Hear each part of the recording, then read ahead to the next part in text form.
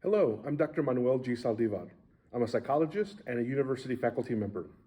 On this channel, I offer college students tips on how to succeed not only in their studies, but also in their career paths.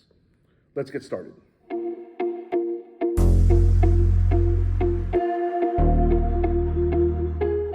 Welcome. This video focuses on the basics of presenting your research. This guide is intended for psychology students, although students in other behavioral and social sciences could also benefit from this general information. Communicating your findings after you've completed a research project is the culmination of your research. You may present your findings at a research conference where other researchers, other scholars gather periodically to update each other about their work. You may choose to communicate your findings via a research journal, that is, publishing a scholarly article that describes the work you've been doing.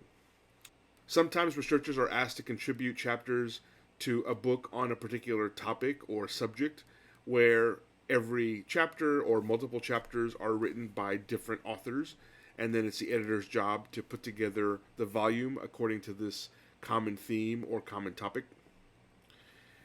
And certainly sometimes there are other avenues for presenting your research. I'll touch upon those at the end of this presentation. A question you might ask yourself as a psychology student is, so what?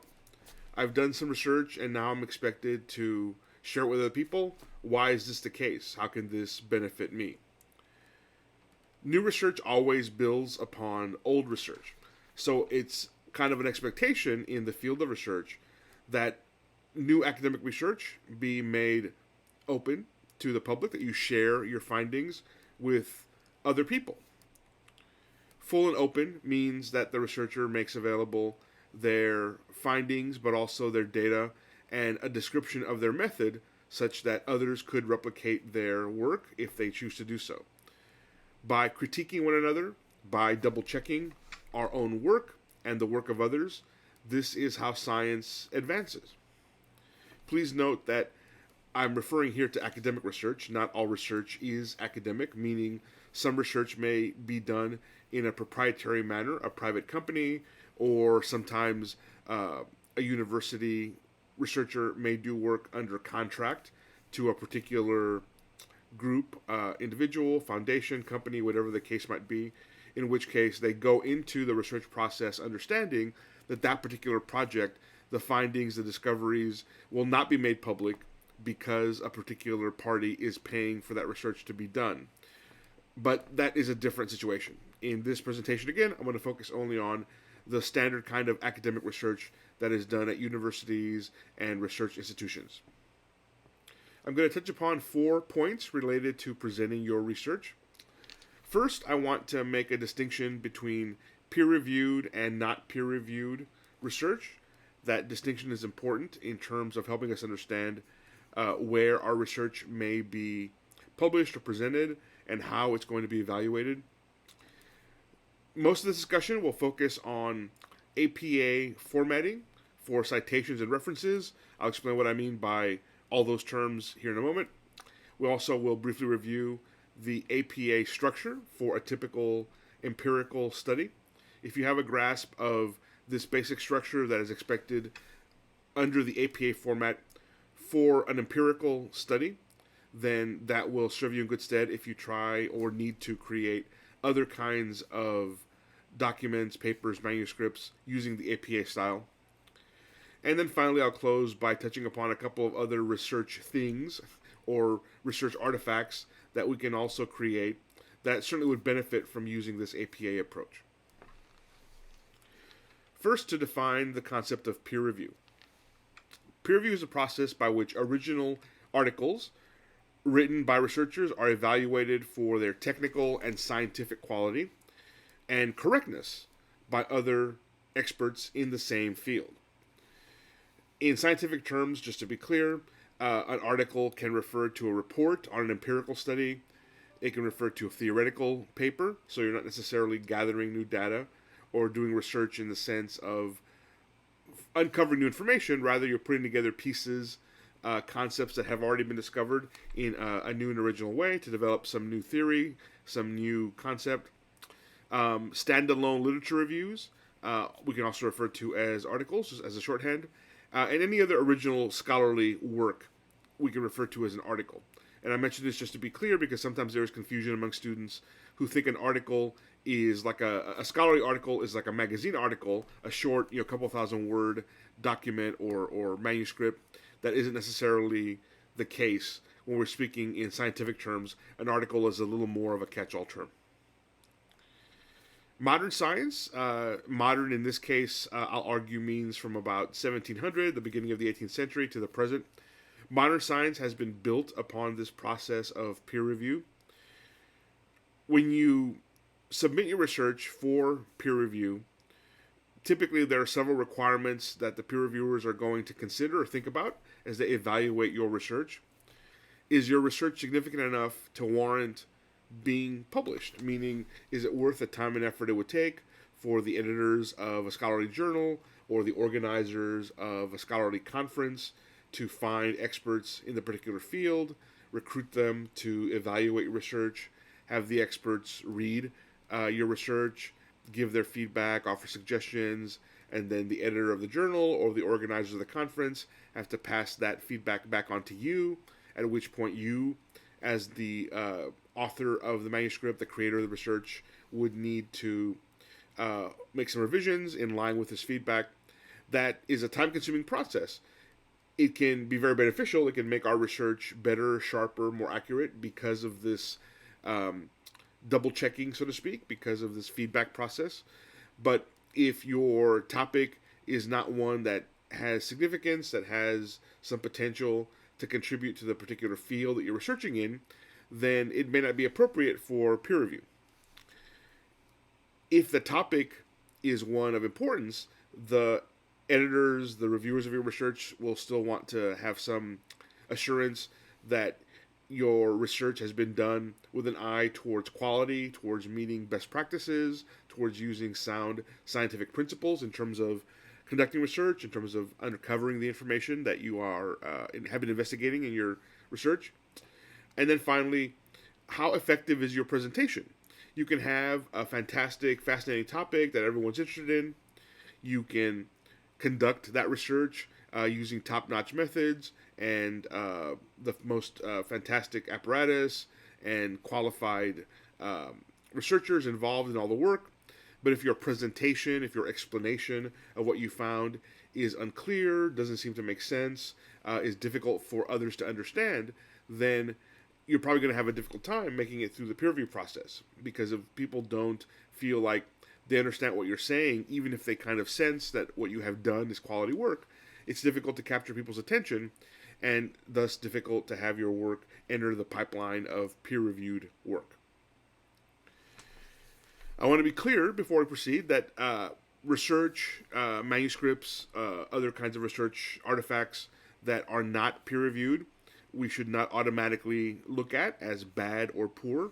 There are some cases, especially in recent years in natural sciences, chemistry, physics, where there's a move towards making some preliminary findings public before they've gone through a full peer review process. So that is something that happens, although it's less common in psychological science than it is in other sciences. But if we are thinking about trying to look at a piece of research that has not been peer reviewed, that doesn't automatically mean that it's bad or that it can't be trusted, but we do need to view it with some skepticism, at least until that research has gone through a formal peer review and or the findings of that research have been replicated by other researchers. It's also important to acknowledge sometimes research can make it through the peer review process and end up being wrong, end up being mistaken. This doesn't happen very often. Again, generally the peer review process is very solid and there are checks and balances typically built into the system so that, as I said previously, over time, this peer review process has served science in good stead over hundreds of years. But mistakes do happen. There are issues, there are situations, whether they are based in fraud or in honest mistakes, where a peer review process will allow, even encourage, research to be published, to be made public, and that research eventually ends up being not accurate or even completely wrong. This does happen, but it is very rare. Again, peer review process, though not perfect, is as good of a system as has ever been developed in human history, in this case by the scientific community, in order to make sure that information that's coming out of the process is the best quality information possible given the circumstances. I want to make sure, before we go any further, for those of you that are psychology students, just to define terms clearly, the difference between a citation and a reference. A citation is a brief acknowledgement within the text of a manuscript, within the text of a document, a paper, an article, indicating the source of information that's used in that research or in the writing of that particular article. A reference is the full bibliographic or publication details of that citation. Bibliographic information gives the reader the ability to go and check for themselves the information that you are citing within your paper. So when you use ideas that other people have generated, reference discoveries others have made, this process of citation within your text gives credit where credit is due, and then the references at the end of your article allow an interested reader to go to that original reference, that original source, and either read more deeply on that particular topic or those findings, or, frankly, sometimes a reader may want to double check the claims you're making. They want to make sure that if you said that this study made certain claims, made certain findings, well, is that really true? If it is true, if you have followed ethical and best practices in terms of your research, there wouldn't be a problem having a reader go to that source and double check what you're claiming the source says. Here are a couple of examples. On the top left of the screen is an excerpt from a book chapter that I have written previously, and I share this simply in order to illustrate, as you'll see here, at this point in this book chapter, I made a reference to a 2019 article, in this case, a newspaper or periodical article by Ura and Jin. So within the text of my manuscript, of my book chapter, I reference Ura and Jin 2019 because I got some information from their piece. That's the citation. The reference expands upon the citation, and as I said previously, if the reader of my book chapter, in this case, wanted to double check me, wanted to make sure, well, did Ura and Jin really say what Saldivar claims they said? They could go back to this article. They have enough information there to find the article, in this case from an online periodical called the Texas Tribune. They can go and look at this information and decide for themselves. Was I citing that source accurately? Does that information really pertain to the point that I was making in my own writing as I claim? Now, the APA format, and just to be clear, APA in this case stands for the American Psychological Association. Please note, those of you that are psychology students, there are two APAs that we have to make a differentiation with in the United States. There's an APA, American Psychiatric Association, and those are the folks that produce, for example, the DSM manual. In this case, we're talking about the other APA, the American Psychological Association. So they have established a set of standards regarding written communication, the writing up, the presentation of research in psychological science. Their standards look at issues like the organization of the content in a manuscript, the writing style, how to cite references, how to prepare a manuscript for publication. This is a very complex area. I'm not going into all the depth. I just want to cover some basics. Again, this is intended for psychology students and others that need to create documents in APA style. Certainly, if you need further information, there are plenty of publications available, both from the APA as well as online. If you're affiliated with a university or college, your university or college should have, at a minimum, a writing center or maybe a learning or tutoring center where they can give you some guidance on APA style. The best place to go is the publication manual of the APA, the most recent edition as of the creation of this video. I'm making this video late in 2023. the 7th edition of the APA manual. You may find some professors, perhaps even some journals that will accept or even prefer earlier editions of the publication manual, such as the 6th. I still see the 6th being used quite frequently. It's important to understand when you're submitting your article or proposing a study, understand what the particular venue, the journal, the conference, whatever the case is, understand what the venue is looking for, which APA style you have to use. The official guide can be found at apastyle.org. I also encourage you to visit Purdue University's OWL. It's an online writing lab, OWL, OWL. They are a great online resource. They've been around for at least 20 years, I think maybe closer to 30, offering guidance to college students on all kinds of scholarly writing styles, not just APA, but other formats that exist. And there is a link you can type in to your browser to visit OWL, or just Google Purdue OWL, and you'll be able to find that in a web browser. So I'm going to assume you have access to either the APA manual or a style guide you may have gotten from a faculty member, from a professor, or online. So I'm not going to go into a lot of detail in terms of specifically how to format citations and references. Rather, again, I want to talk about how these citations and references are tied to the larger process of presenting your research. It is important for you to recall, if you are a psychology student, you should not submit any kind of class research project or any other manuscript for publication or for an academic conference unless you have gotten supervision by an instructor or some other research mentor. In particular, if you're doing research that involves human participants, you want to be very careful about following the federal laws in the United States around human subject research. Your psychology faculty or your university's Institutional Review Board, IRB, can give you more information if you need it. Just talk to one of your faculty again, or if you call your university's main switchboard, main telephone line, and ask to speak to someone from the Institutional Review Board, they should be able to direct you to the right person. Now, citations, again, the in-text notifications to the reader that you are using someone else's ideas or you're adopting ideas that someone else has developed. Citations tend to look very similar regardless of what the kind of source is. In other words, where you're getting that information. References can look very different based on the specific kind of source, though. Here are some examples. This is from a list of references, a bibliography that I created for the book chapter I referenced earlier. There's a lot here. I just wanted to point out a couple of interesting examples. First, you see this this reference from an author named Tinto from 1987.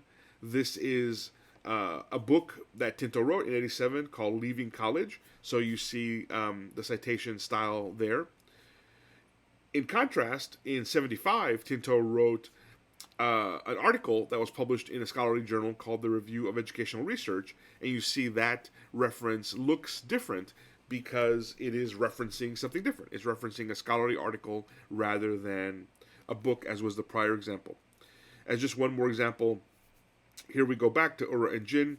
You see this is a reference to an online news article. That's what I was citing here from Ura and Jin, 2019. You see that looks, yet again, different from the other examples. So again, exactly how to format different references you can find by looking at an APA style guide. I don't want to go into that level of detail in this video. I merely wanted to remind you that these differences do exist. Final point, for those of you that are particularly well-versed in APA, you will see a mistake that I made that actually, not only did I miss this, but the book editor didn't catch this until later in the process. You see that Tinto's book, written in 1987, is listed before that article he wrote in 1975. This is actually a mistake. Typically, when you have multiple references, multiple sources from the same author, the APA style calls for them to be listed with the oldest document first and then the most recent document at the bottom of the list. So these actually should be reversed. APA formatting guides exist for dozens of different types of references. I list just some of them here. Everything from periodicals, books and reference works, book chapters. In other words, when an author didn't write a whole book, but wrote a chapter within a book edited by someone else, reports, conference presentations, conference proceedings, which are not the same as a conference presentation, data sets, websites, dissertations, and theses. My point in listing all these is not to overwhelm you, but just to make the point that this is a very complicated endeavor. You need to make sure you understand what kind of source you're using in your research, and thus be sure that you're using the citation style, the reference style from the APA manual that is appropriate for that kind of resource. If you are referring to a web page, that's going to look different in your reference list from a reference to a book chapter. So going in, you want to make sure you have a grip on what kind of references you're looking at, and also be aware of how their references would be formatted differently in your manuscript. Again, not to make this overwhelming, but just to complete the point here, even if we look only at monographs, which are books on some scholarly topic, they may be written by one person or multiple people. Even just looking at the APA's guidance for formatting the references for monographs for books. Does a book have a single author? That's going to be formatted, that reference will look a certain way. Does the book have two authors? Does it have from 3 to 20 or more than 20? Those will look slightly different. Is there a group author? For example, would the author that's cited be something like Encyclopedia Britannica or New York Times rather than individual? That has its own citation style. Is the author unknown? Does your reference list have two or more works by the same author? Were those written in the same year or different years? Etc., etc. Again, this can seem overwhelming. That's not my intent to make this seem terribly confusing, but it is complicated. So again, you need to be sure that you understand what your reference list is going to look like and make sure that your formatting is following the APA style. Again, you can get specific guidance from Writing Center or Tutoring Center on your university or college campus. If you're a student, you can also, of course, refer to the APA's own publication manual. And then finally, again, I strongly recommend Purdue University's OWL, O-W-L, Online Writing Lab, as another great reference for information on how to format your own references. Now let's look at the structure that APA recommends for their empirical papers. And again, just to be clear, by an empirical paper, I mean a manuscript you're writing where you are reporting on the findings of an empirical research project. That is, you are uncovering new information. This is different from a lit review. This is different from a research proposal.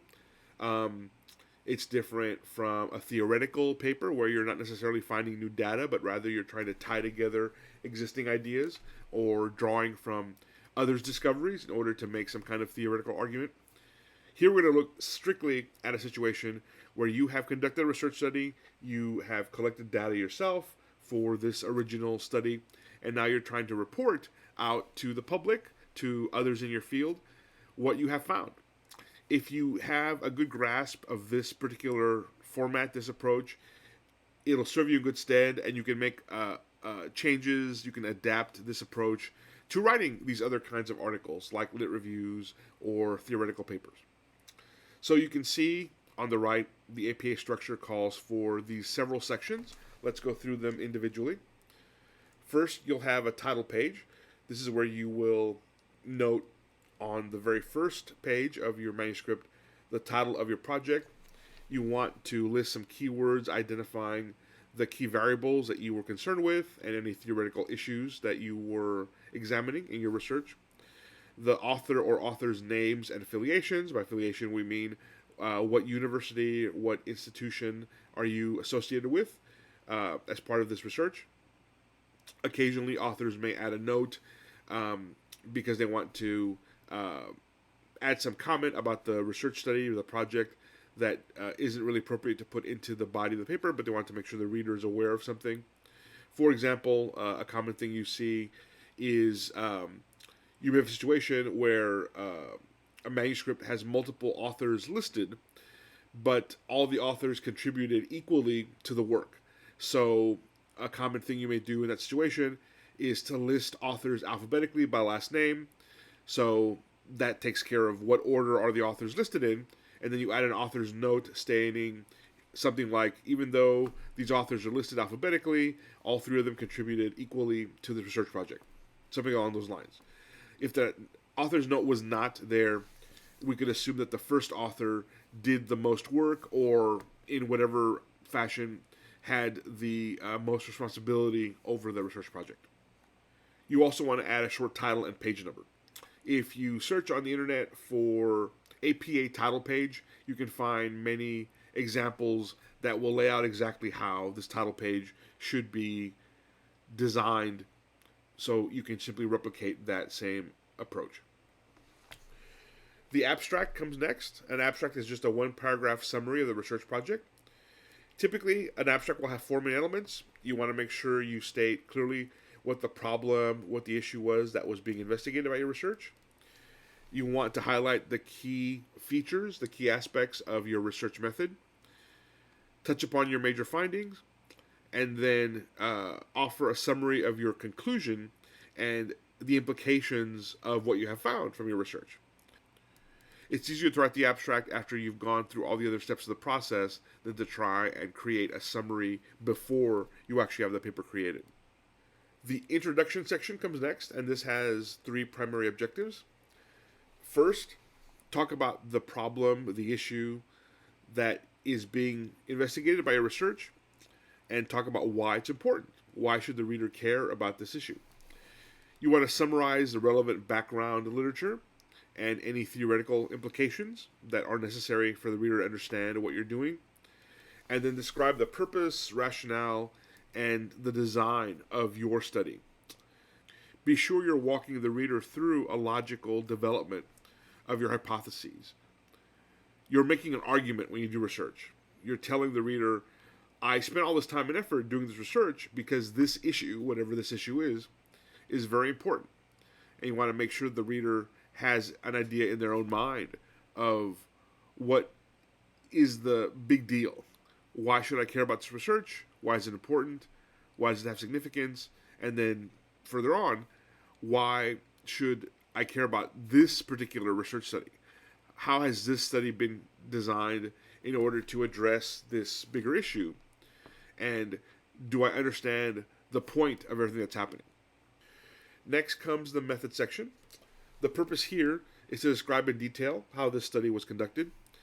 Based on the information provided in this method section, a reader that has the sufficient technical background should be able to replicate the study if they choose to do so. So that's the level of detail you want to make sure you include.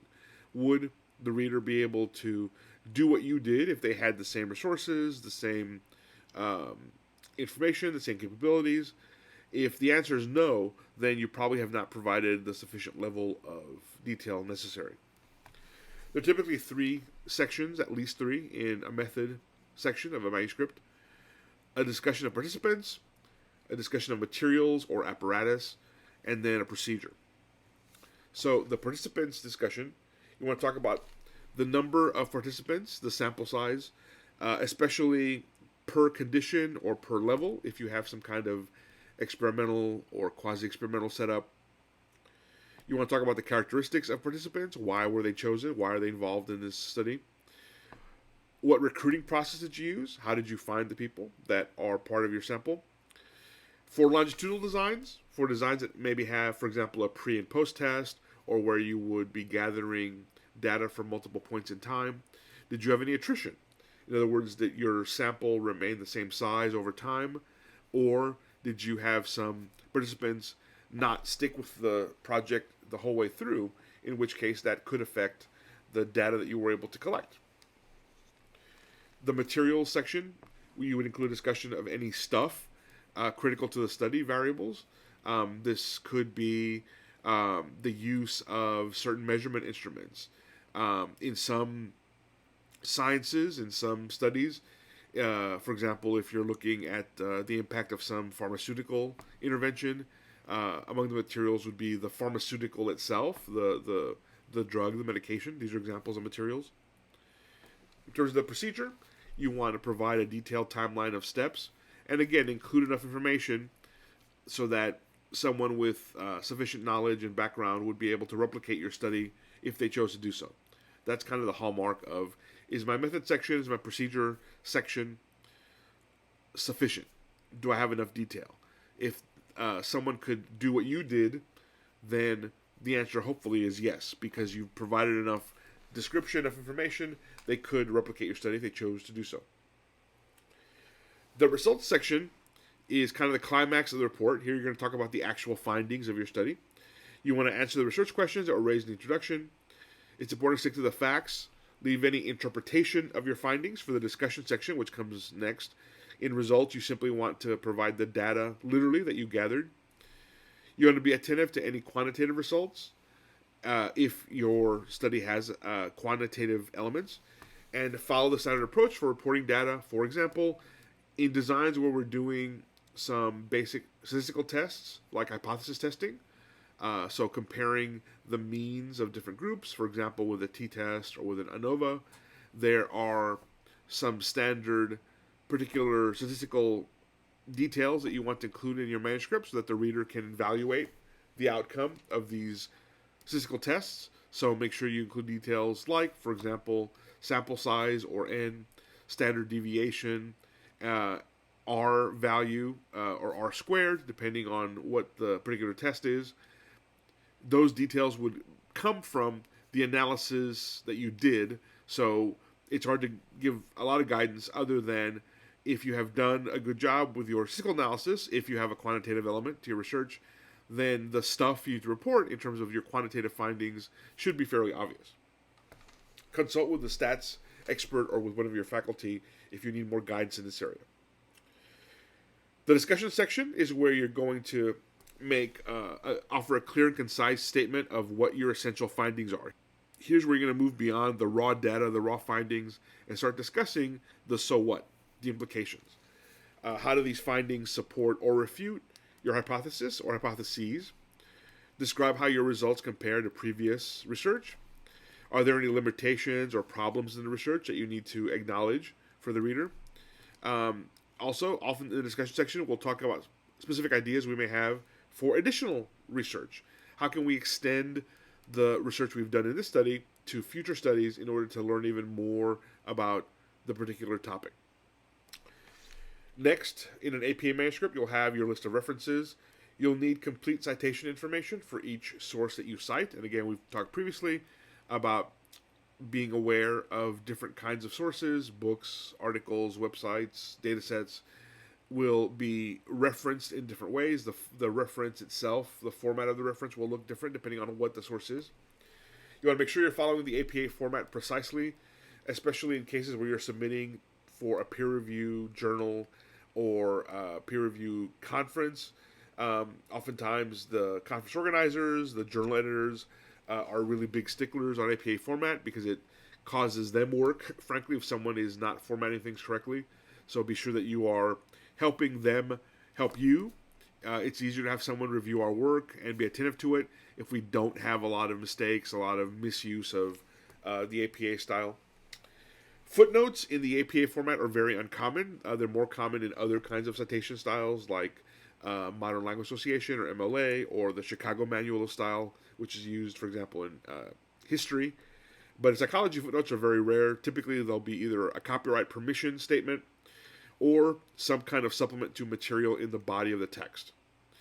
All footnotes will appear on a separate page after the reference section, not at the bottom of one of the manuscript pages, as you would find, again, with, for example, the Chicago Manual style. Appendices also tend to be fairly uncommon in psychological manuscripts. Typically, you've got two purposes for appendices. One is to provide copies of research materials, such as measurement instruments, surveys, tests, tasks that may have been used by your research participants. Occasionally, if you have a particularly complex design where your participants have to do a very complicated task, you may want to include copies of instructions, directions given to participants so the reader, again, has a good understanding of what exactly you did and how you did it. Any tables and figures that you have in your paper will have to appear in their own section. You just cite them in the text, and then you attach them to the end of the manuscript with one table or one figure per page. That's what the APA calls for. Now, earlier in the presentation, I made a comment or reference to other research things, other research artifacts that we may create as researchers besides written articles. We may do oral presentations. We may do scholarly posters. We may create research proposals. In other words, before we even have done research, oftentimes, whether it's to get a grant or to get permission to do the research in the first place from an institutional review board or IRB, or for some other purpose, class purposes, for example, we may write research proposals. These different research artifacts, different research things, of course, have different purposes from reporting on empirical research. That's the example we've been looking at in depth in this video, reporting on empirical research. But if you start from that reporting of empirical research structure or approach and then adapt it to, say, an oral presentation or research proposal, as makes sense, you can still follow the general skeleton of what we've discussed in this video, and it'll give you a good amount of guidance as to how to prepare, for example, an oral presentation or a poster or a proposal. General guidance to think about before we conclude the video. You want to write or speak, if you're talking about an oral presentation. Write or speak in a clear expository style. If this is a challenge for you, again, I encourage you to visit your university or college's writing center or tutoring center. They can give you some good advice and guidance on how to write in an expository style. Be concise, don't be wordy. Only use as many words as you need in order to get your point across. Be precise. This means be sure that you are using terminology, especially technical terms, in an appropriate way. Use a technical term that a generally educated reader would understand in order to save on a lot of words, a lot of description, when you can just offer one technical term. If you have to use a lot of technical terminology, don't be afraid to define that term briefly so the reader will understand what you're saying or how you're using the term yourself. But then once you've defined it once, move on, and then you can assume the reader will be able to, having had the word explained to them once, they'll be able to understand what you mean when you use it in the future. Obviously, whether you're writing or speaking, follow the standard rules of grammar and style for professional writing. And finally, be sure that you're telling an interesting story. That's what research ultimately is all about. We're uncovering stuff, in the case of psychology, about human behavior, about the human mind, about human emotion and cognition, and that stuff's important. But the best done research, the most important research, isn't going to get you very far if you're not telling an interesting story that draws in the reader, that captures people's attention. And you can tell an interesting story without shading the truth, without being inaccurate. It's just a matter of how you present or package what you have to say. And again, your university or college's writing center can be a great source to help you understand how to do that. Also, a good way to learn how to write up research is to read on research. Read as many research articles as you can, and they will offer you some guidance. Look at what other people have done and gotten published and use those as models for your own research. And over time, you'll be able to develop a style that is unique to you, that you're comfortable using that style to write and present your own research, but you're still able to combine scientific accuracy and rigor with telling an interesting story. This concludes today's video. I hope you found it helpful. If so, please click on the thumbs up icon to like the video, subscribe to this channel, and click on the bell icon for notifications of future videos. Good luck.